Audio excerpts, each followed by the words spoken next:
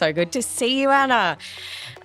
So first up, I want to ask you, how has your lived experience shaped your journey of being a disability tech innovator and entrepreneur extraordinaire?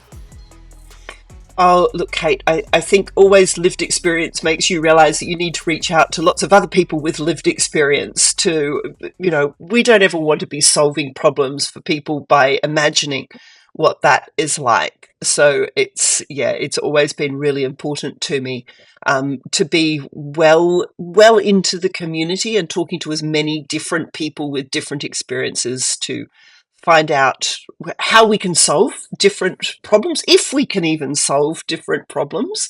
Yeah, because it's a pet hate of mine when somebody goes, look, I've just imagined this, and this is going to solve all these problems. Yeah, absolutely.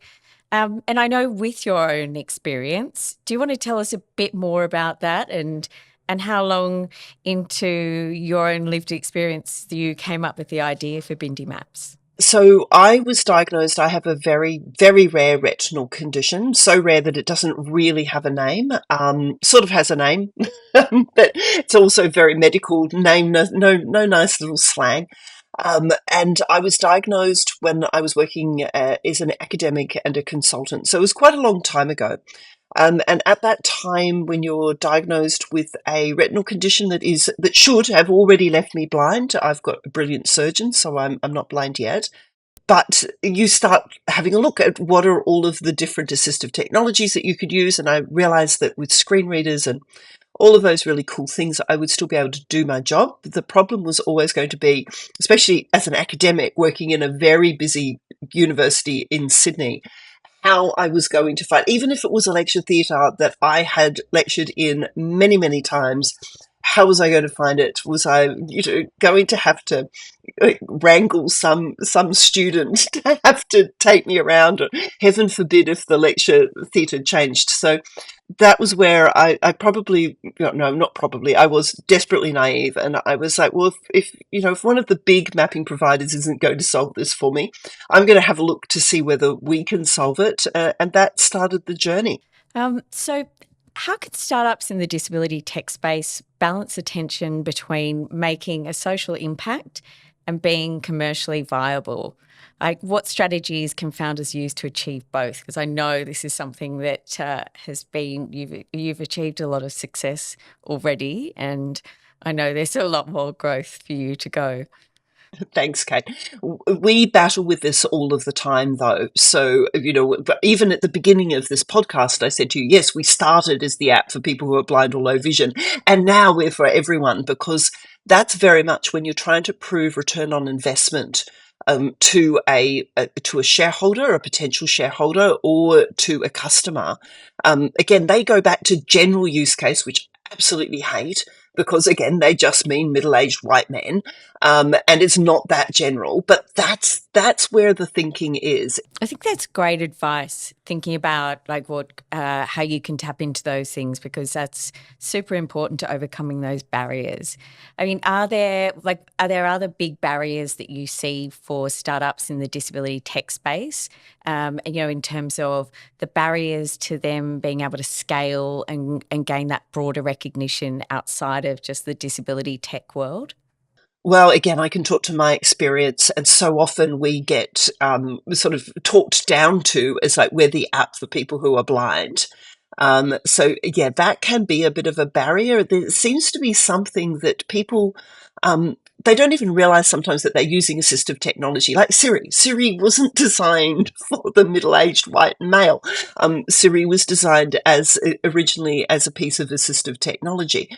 But it's almost like when something is assistive and people know that it's assistive, they're like, well, but I don't have a disability.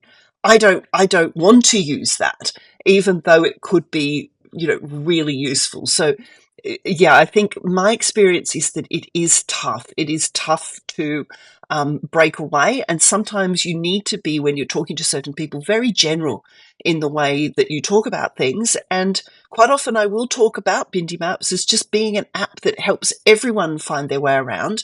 And if people are curious about what I mean by everyone, I will dive into that. I want to talk a bit more about other partnerships that you have.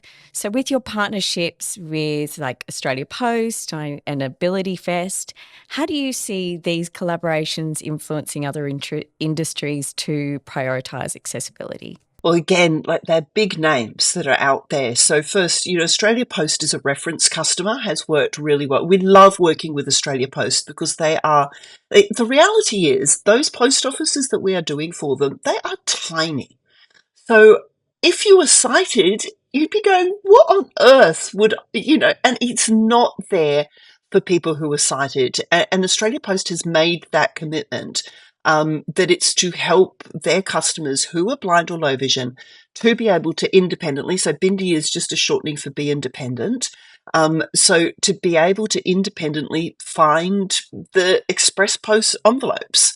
And because we have accuracy to 30 centimetres, then we can help Australia Post achieve those goals.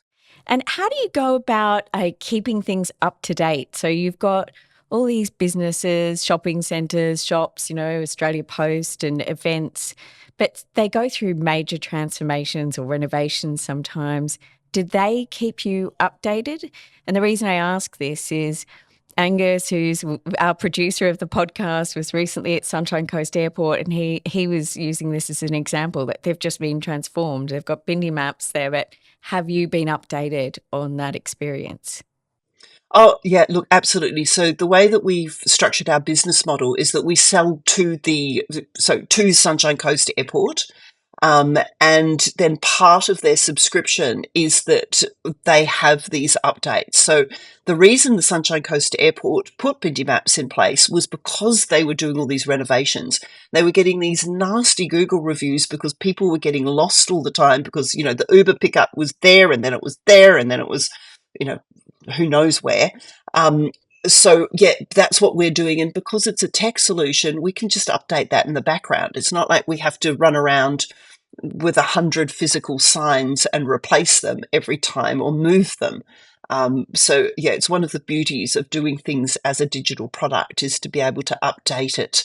But we do rely on the building owner or manager to contact us. There is also a feedback bit in the app.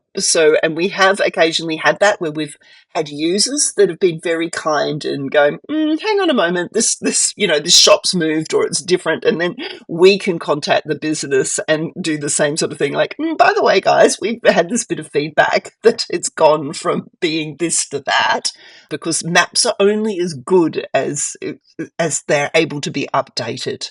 What advice would you give entrepreneurs who want to start a tech startup or particularly disability tech company but don't have a technical background? And how important do you think that is, and how important is it to building the right team? Sort of a little bit like talking to people with lived experience. If you don't have a technical background, you're going to have to find somebody with lived experience in technical background to co-found with, or to have as a senior, a CTO or a CPO, Chief Product Officer, that can really help you.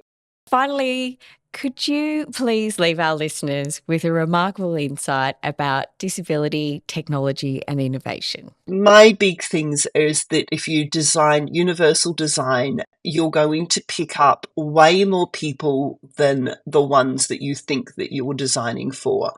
So that means that you're doing way more good and way more impact than you can possibly even imagine. And you made mention of stories. I love it when I hear from users from all sorts of different backgrounds and experiences, and that they were able to use Bindi because they needed to do this. Sometimes it's just really boring, but sometimes it's like, oh my goodness, I never thought you could use it like that, but that's really cool. So from, people who have high levels of anxiety, who pre-pin all of their meetings for the day in their place of work. That's not what we designed it for, but it helps reduce anxiety because everything's organized, and then they just clear out the pins as they go through their day. So that's an example. So yeah, I would say to everybody that's working in disability tech, like, keep going. It can be tough, but it's well worth it.